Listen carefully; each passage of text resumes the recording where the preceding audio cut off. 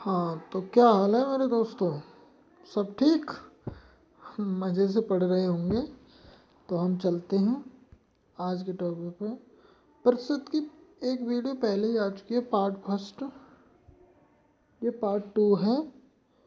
Part first में मैंने परिषद का कंसेप्ट बताया था। इसमें हम प्रीवियस ईयर क्वेश्चन करेंगे। एसएससी जीडी 2022 की तैयारी करा रहे हैं हम इस चैनल पर, और ये मैथ की चौथी क्लास है। तो किसी देर न करते हुए, क्योंकि हम प्रीवियस ईयर क्वेश्चन करेंगे 10 से 12, तो टाइम बहुत कम है हमारे पास, इसलिए देर न करते हुए सीधे सवाल पे आते हैं। ये पहला क्वेश्चन है। तो पहले क्वेश्चन में क्या दिया है, एक बल्लेबाज ने 124 रन बनाए जिसमें से 6 चौके और 10 छक्के शामिल हैं। उसके कुल स्कोर में कितने प्रतिशत रन दौड़कर बनाए? तो पहले ये तो पता चले कि कितने रन बनाए उसने दौड़कर। तो 6 चौकों का मतलब है 24 रन, जबकि 10 छक्कों का मतलब है 60 रन। 60, अगर मैं दोनों को जोड़ दूं तो ये हो जाएंगे 84। इसका मतलब टोटल रन बनाए उसने 124, जिसमें से 84 रन बनाए उसने चौकों और छक्कों से, 40 रन बनाए उसने दौड़कर।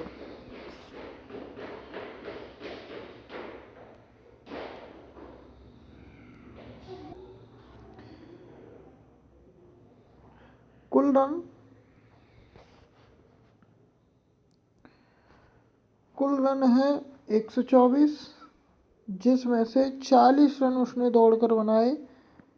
तो 124 का 40 कितना परसेंट है, ये निकालने के लिए 100 का गुणा करेंगे। परसेंट मतलब पर 100 पे ही तो निकालना है, तो 100 का गुणा करेंगे।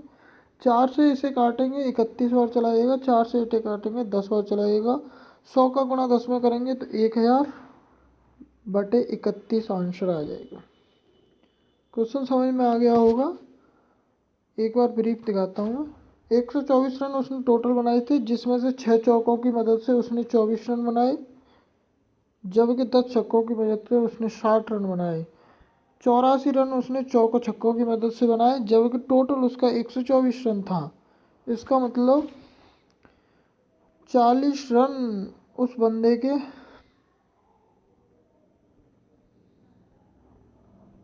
दौड़कर बने होंगे। दौड़कर बने हुए रनों का परसेंटेज लगाने के लिए दौड़कर बनाए गए रन बटे टोटल रन गुणा में 100।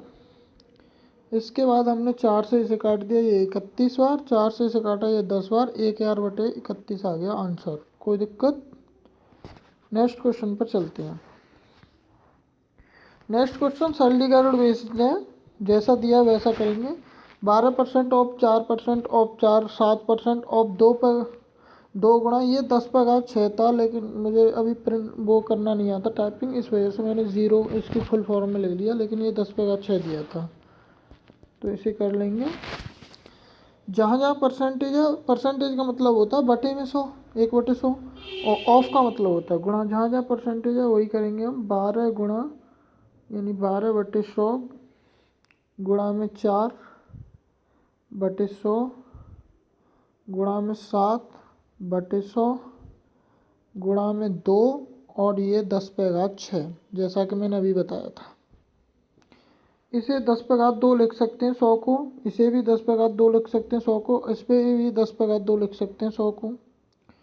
अब देखो, गुणा में घातें जोड़ दी जाती हैं, ये फॉर्मूला पता ही होगा आपको। तो 2 तो ये हैं, 2 दूनी 4, 2 3 6, यानी 10/6 बटे में और 10/6 पॉजिटिव में यानी अंश में, और 10/6 हर में, तो कट जाएंगी।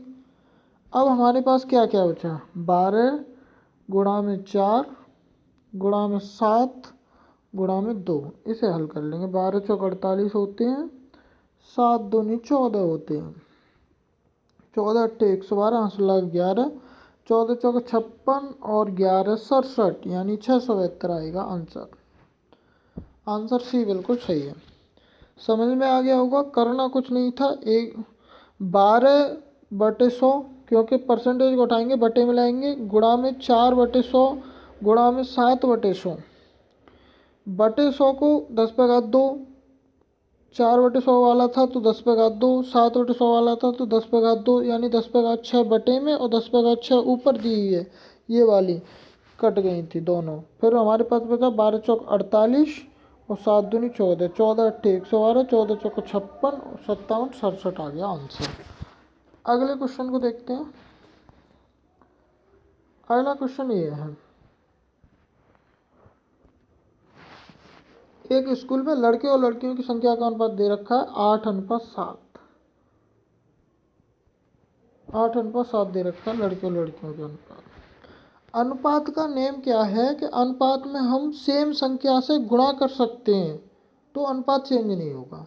जैसे अगर मैं इसमें गुणा कर दूँ 10, इसमें गुणा कर दूँ 10, तो ये हो जाएगा 80:10। इसका मतलब ये है ये चेंज नहीं होगा।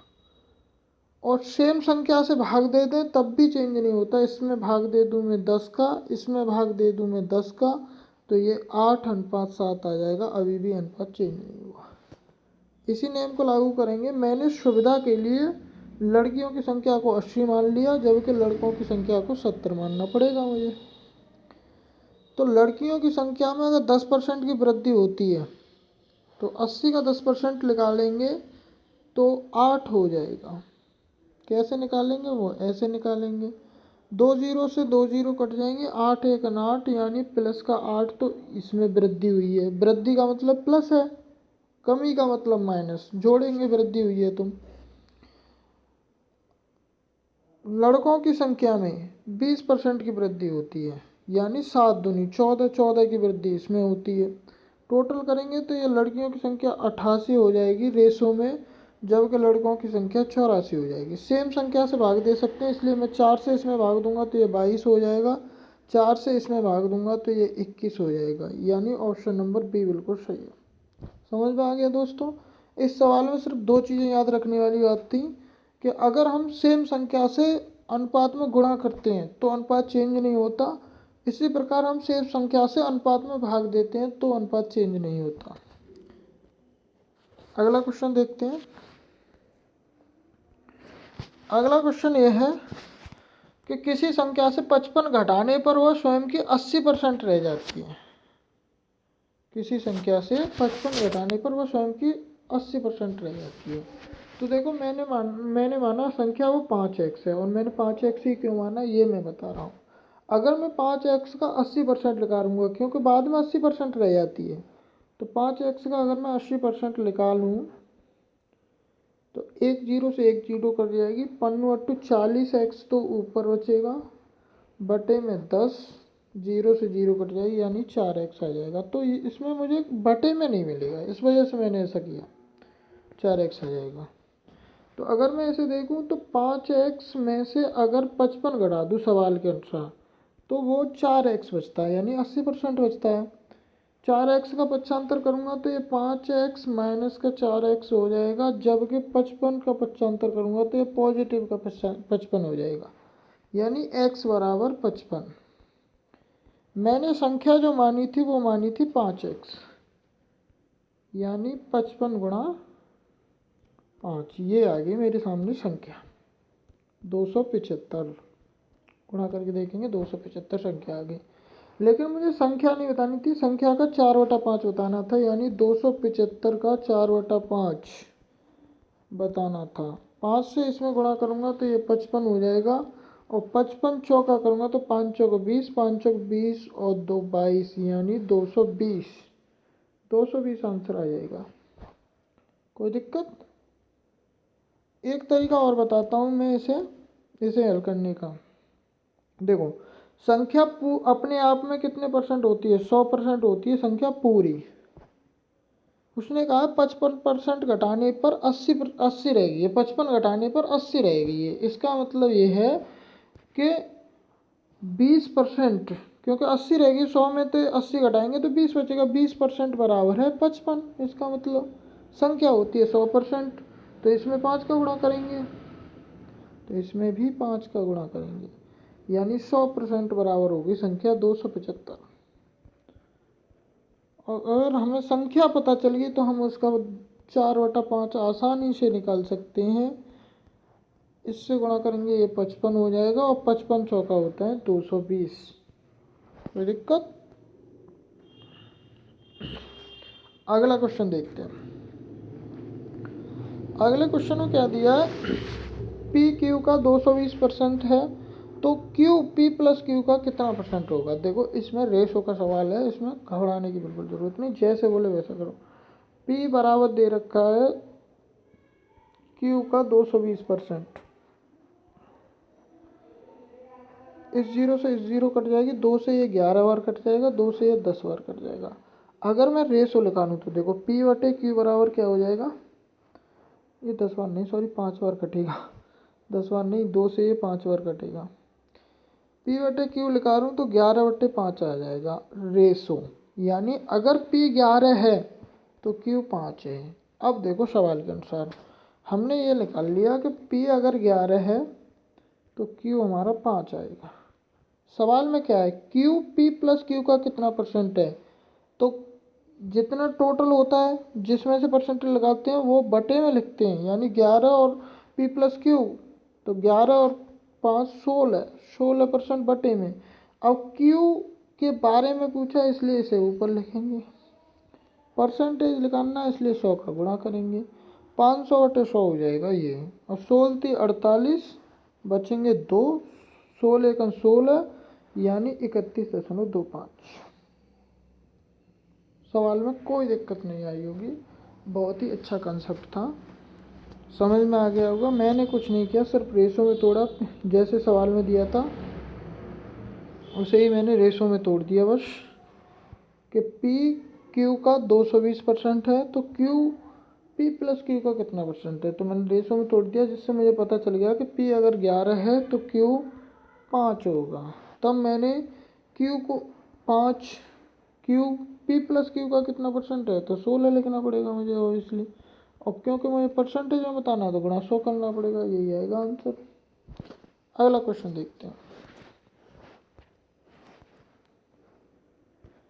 अगले क्वेश्चन में क्या दिया है, ए का 10% बी है तो बी का 20% कितना होगा। सिंपल, ऐसे सवालों को सबसे बेहतरीन क्या करोगे आप पता है, इस सवालों में मान लिया करो, माना ए बराबर है 100,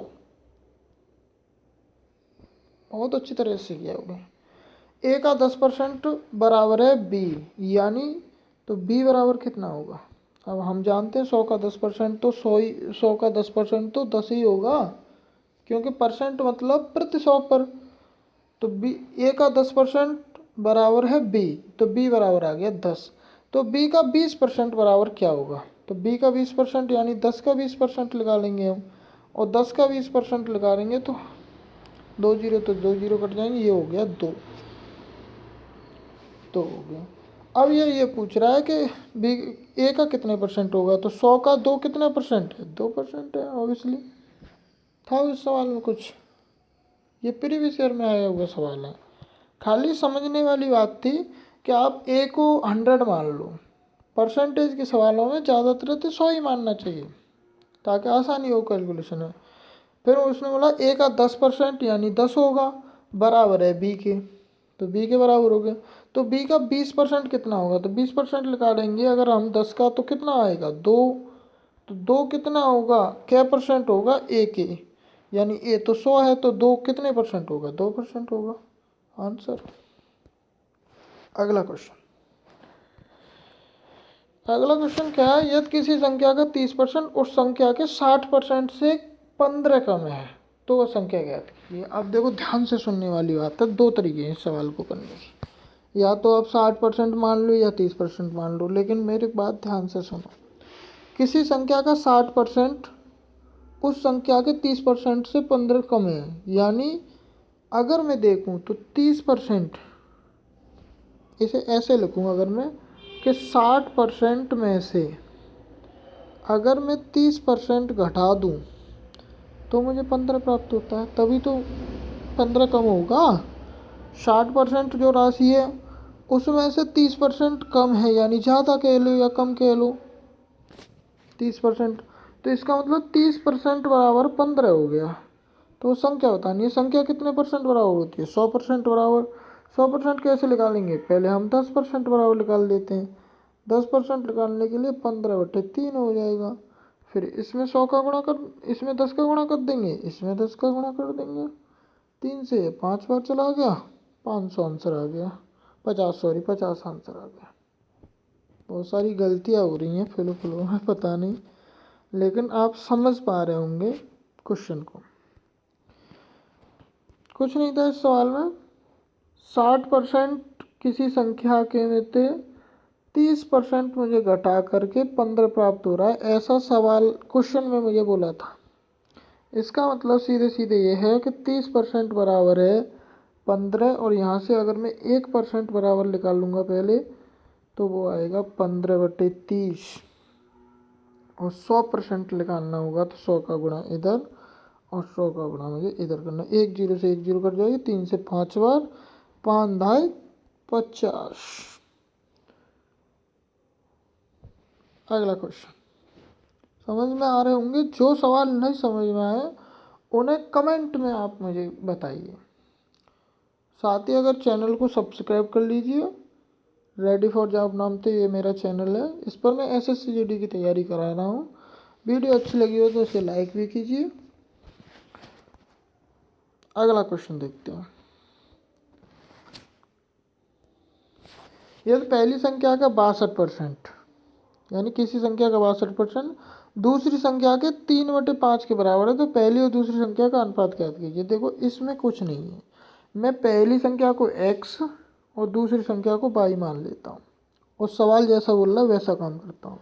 किसी संख्या का 62%, तो परसेंटेज कैसे निकालते हैं, 62/100। दूसरी संख्या के 3/5 के बराबर है, तो मैंने बराबर का निशान लगा दिया। अब मैं काट पीट कर लूँगा और एक मुझे रेशो प्राप्त होगा, रेशो ही मुझे पूछा है। तो अगर मैं काटूँ यहाँ से तो ये 5 से ये कट जाएगा 20 बार, और 2 से ये कटेगा 10 बार, और 2 से ये कटेगा 31 बार। अब देखो सवाल मेरा क्या हो गया। अब मैं तुम्हें और ब्रीफ बनाने के लिए, ऊपर लिखा हुआ है 31/10 बराबर है 3y। अब मुझे x अनुपात y चाहिए, तो एक तरफ चाहिए x बटे में y को लेके आ रहा हूँ मैं 75। अब ये 10 3 में का गुणा करके यहाँ हो जाएगा 30, और ये हो जाएगा बटे में 31। रेशो निकालने के लिए अगर x 31 है तो y 30, वो x अगर 30 है तो y 31 होगा, यानी पहला सही है बिल्कुल। दूसरा बिल्कुल सही नहीं है, दूसरा मत कर देना, क्योंकि इसमें क्रमशः होता है। x का मान 30 है तभी y का मान 31 है, ऐसा नहीं हो सकता कि x का 31 है। देखो अगर मैं इन दोनों का गुणा करूंगा 31x, तो ये वाली फॉर्म प्राप्त हो जाएगी मुझे 3y। तो समझ में आ गया होगा। अगला क्वेश्चन देखते हैं।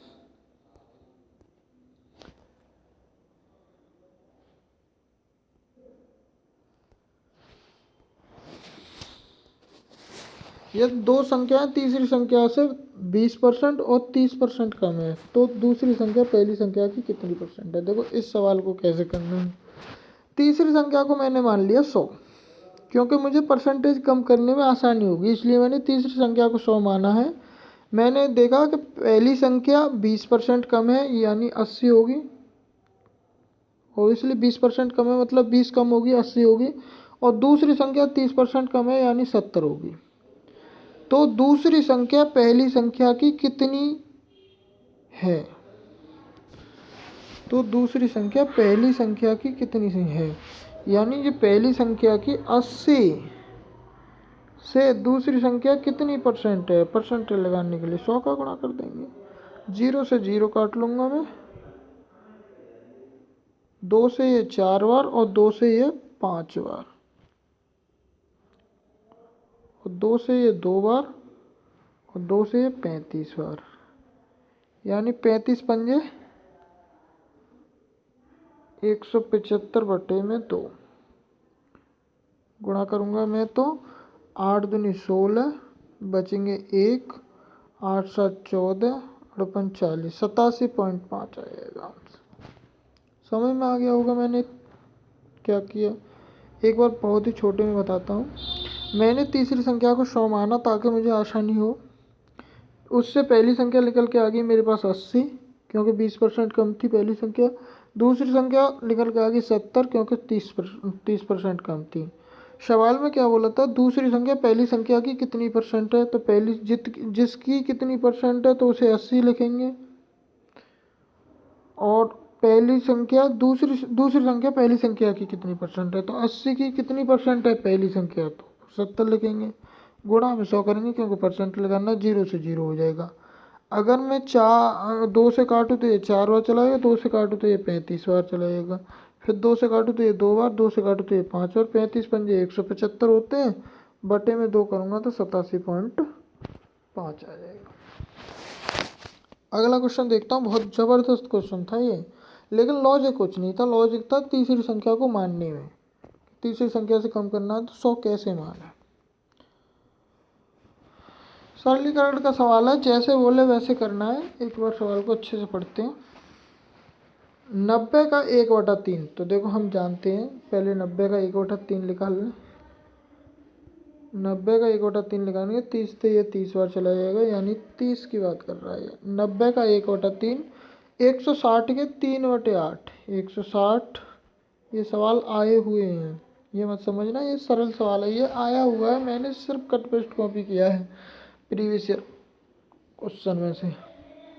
8 से 20 बार चला जाएगा, 20 दिया 60, ये दूसरी संख्या मेरी लिख करके 60। 90 का 1/3 160 के 3/8 से कितने परसेंट कम है। 160 के 3/8 यानी 60 से ये कितने प्रतिशत कम है, तो 60 से ये कितना कम है, 30। किससे कम है, 60 से, क्योंकि परसेंटेज लगाना तो गुणा का 100 का करना पड़ेगा।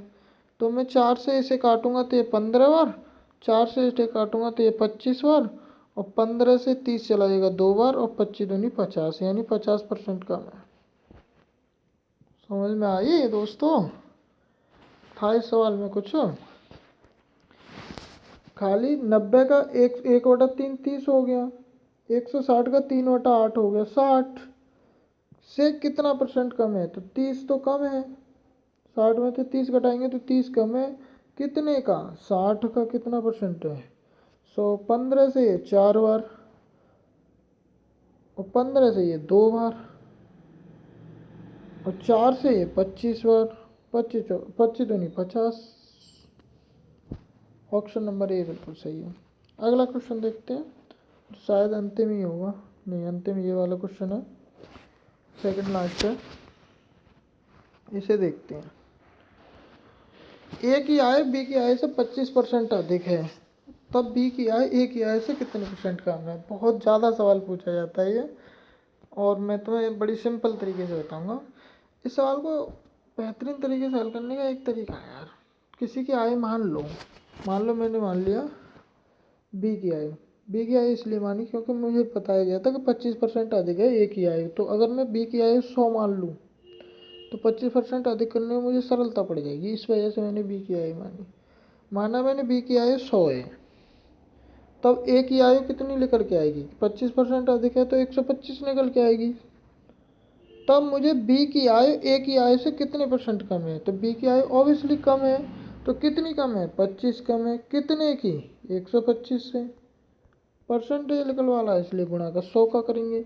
25 से 5 बार चलाएगा, 25 से 4 बार चलाएगा, 5 से 5 बार चलाएगा, 5 चौका 20 आंसर आ गया। कोई दिक्कत। मैंने माना बी की आय 100 है, तब मुझे ए की आय प्राप्त हुई 125।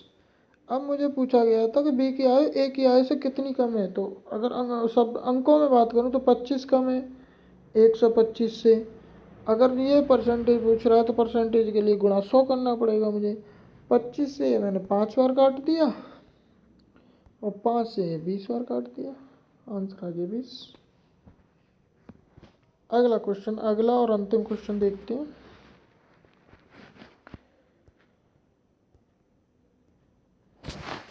y का x% 100 है, कितनी अच्छी चीज़ है, और z का y% 400 है, तो x और z के बीच अनुपात ज्ञात कीजिए। देखो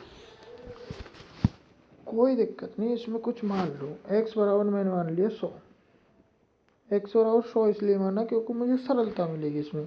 अब कह रहा बाई का x% यानी 100% 100 है, तो 100% क्या होती है, वो संख्या खुद होती है। अगर बाई x मैंने 100 मान लिया है, तो बाई का x% 100 है, यानी तो बाई भी 100 ही होगी। और z का y%, यानी z का y%, और बाई की जगह पे 100 निकल के आया है मेरा, तो z का 100% 4 है, तो 100% में वो संख्या ही तो होती है मेरे दोस्तों 100%, यानी z बराबर 400 निकल आएगी। तब x और z का अनुपात पूछा है, x बराबर 100 है, z बराबर 400 है, 2 जीरो से 2 जीरो काट देंगे, 1:4 आ जाएगा। समझ में आया? मैंने माना x बराबर है 100, क्योंकि अनुपात के सवाल में मानने में बहुत मज़ा आता है, कोई दिक्कत नहीं होती उसमें। तब बाई का 100% बराबर 100 है, यानी बाई अपने आप में 100 ही होगी। और जेड का 100%, यानी बाई दिया है, बाई की जगह पे 100 रखूँगा मैं, तो जेड का 100% बराबर 400 है, तो यानी जेड बराबर 400 होगी। तो एक्स बराबर 100, जेड बराबर 400, रेशो निकालना है, तो 2 जीरो से 2 जीरो कट जाएंगे, 1:4 आ जाएगा, न कि 4:1 कर देना, क्योंकि एक्स और जेड का दिया है क्रम के रूप में। उम्मीद है आप बहुत अच्छे तरीके से सीख रहे होंगे। वीडियो थोड़ी लेट होगी, मैंने कई बार बनाई लेकिन गड़बड़ हो गई थी वीडियो में, इस वजह से बना नहीं पाया। वीडियो लंबी भी हो रही है। लगे रहिए, अपना ख्याल रखिए, ठंडी वंडी बढ़ गई है उस हिसाब से रहिए और तैयारी करते रहिए।